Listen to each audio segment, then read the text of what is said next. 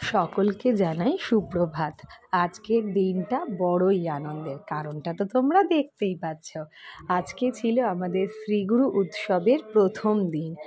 আজকে, কালকে আর রবিবার, এই 3 দিন ব্যাপী আমাদের শ্রীগুরুর উৎসব হবে। এইবারে আমরা দমদমে আমাদের পালা পেয়েছি, তো আমাদের রবিবার দিন মহোৎসব হয়ে এই পুজোটা শেষ হবে। আর আজকে ছিল তারই প্রভাত ফেরি। কাকিমারা সুন্দরভাবে নাচ করছিল, ঠাকুর দর্শন করছিল সকলে মিলে। আর আমরা সকাল সকাল লাল পেরে সাদা শাড়ি পরে একদম প্রভাত ফেরিতে বেরিয়ে গেছিলাম।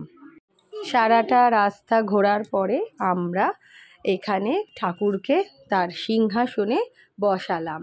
সিংহাসনে বসানোর পরে আমরা এখানে কিছু কাকিমারা মিলে আবার ঠাকুরের গানে নানা রকম নাচ করে ঠাকুরের সামনে আনন্দ করে সবাই বলে উঠলাম, শ্রীগুরুর জয়, শ্রীগুরুর জয়, শ্রীগুরুর জয়।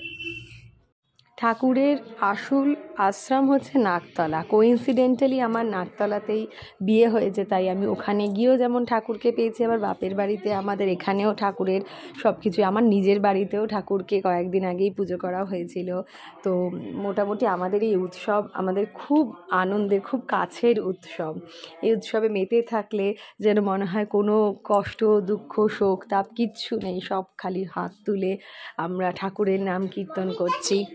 এখানে 3 দিন ব্যাপী অষ্টপ্রহর নাম সংকীর্তন হবে এবং শেষ দিন হচ্ছে রবিবার। আর তারপরে আমাদের এখানেই আমরা ঠাকুরের চরণ রাখা হয়েছিল একজনের বাড়িতে, ভক্তের বাড়িতে। তো তারপর ঢাক, করতাল, মৃদঙ্গ বাজিয়ে সেই কাকু তার মাথায় করে তার চরণ নিয়ে এলো। আমি তোমাদের সাথে সেই ভিডিওটাও শেয়ার করব।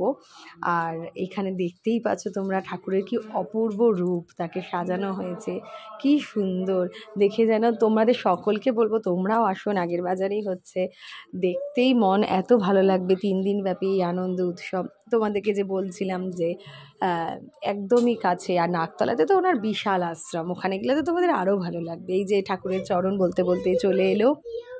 আর তোমরা তো খালি দেখো যে ভক্তিটা কি পরিমাণ, মানে মানুষের যে ভক্তি ঠাকুরের প্রতি, মানে আমাদের এই 3 দিন যেন মনে হচ্ছে এই আমি এখানেই নাচ করা, এটাই আমার ক্লাব। তো এই ক্লাবটা যেন বৃন্দাবন ধামে পরিণত হয়েছে। তো ঠাকুরের চরণ এখানে রাখা হলো। আর সব শেষে তোমাদের সাথে এটাই বলতে চাই, ব্লগটা এখানেই শেষ করলাম। পরে আবার তোমাদের ঠাকুরের বিভিন্ন দেখাবো সব কিছু। তার সাথে বলতে চাই শ্রীগুরুর জয়, শ্রীগুরুর জয়, শ্রীগুরুর জয়। তোমরা সবাই ভালো থেকো, ঠাকুর যাতে সবাইকে ভালো রাখে, সুস্থ রাখে, এই কামনাই করি।